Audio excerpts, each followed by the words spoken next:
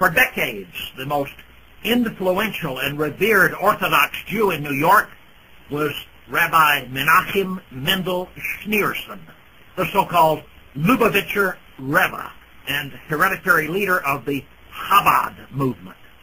Every politician in New York, Jew or Gentile, genuflected to the good rabbi. Schneerson died in 1992, but Hillary and Rick and the rest still pay tribute to him, expressing admiration for his wisdom and his piety. As a matter of fact, throughout his career, Schneerson preached the hatred of all non-Jews, which is inherent in Judaism.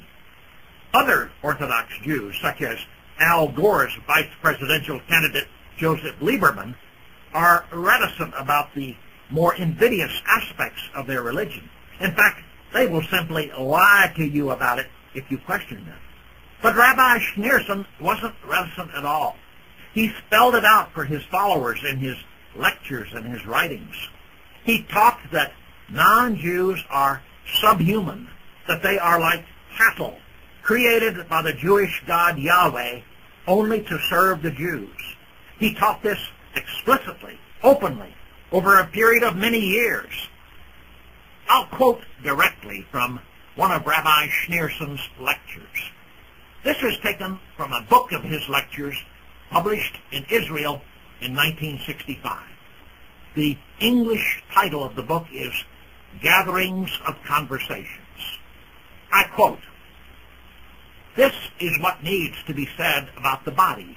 The body of a Jewish person is of a totally different quality from the body of a member of any other nation of the world. The Jewish body looks as if it were, in substance, similar to the bodies of non-Jews, but the bodies only seem to be similar in material substance, outward look, and superficial quality. The difference of the inner quality, however, is so great that the bodies should be considered as completely different species. This is the reason why the Talmud states that there is an halakhic difference in attitude about the bodies of non-Jews. Their bodies are in vain. An even greater difference exists in regard to the soul. Two contrary types of soul exist. A non-Jewish soul comes from three satanic spheres, while the Jewish soul comes from holiness." End of quote. And there's much, much more in the same vein, although reading Rabbi Schneerson's lectures is not easy. Like the Talmud, they are full of hair-splitting, lawyer-like quibbling and references to obscure authorities.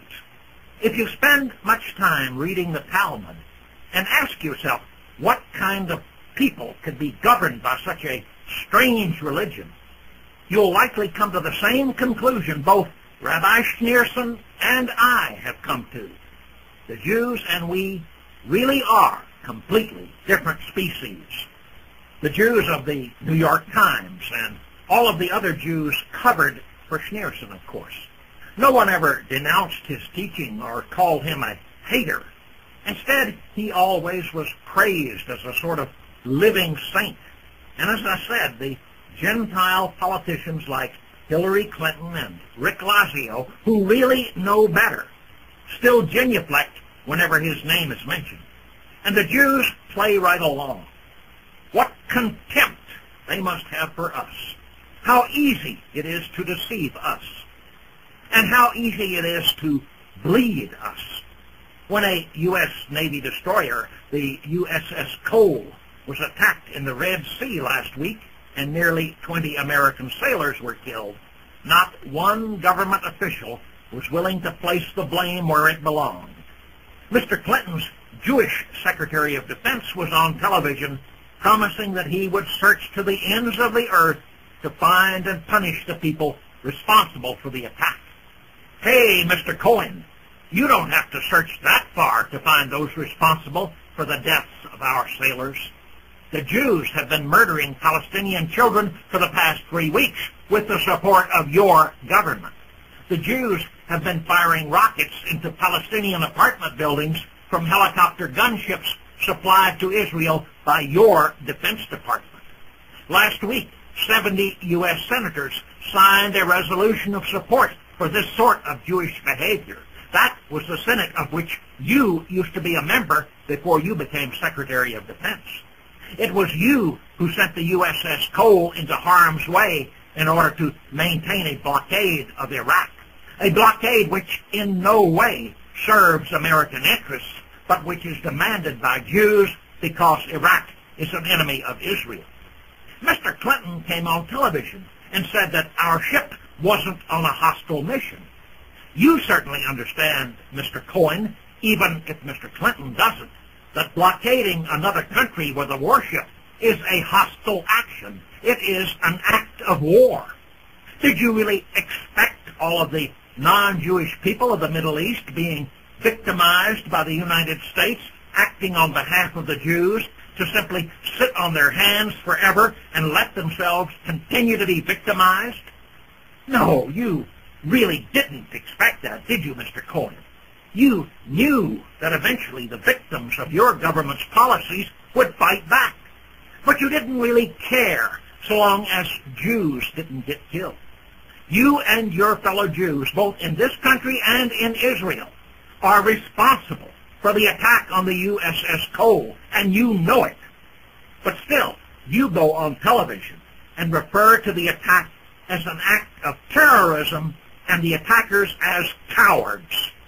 Two brave men stand at attention as they willingly sacrifice their lives in order to strike a blow for their people in the only way they can, and you call them cowards and terrorists.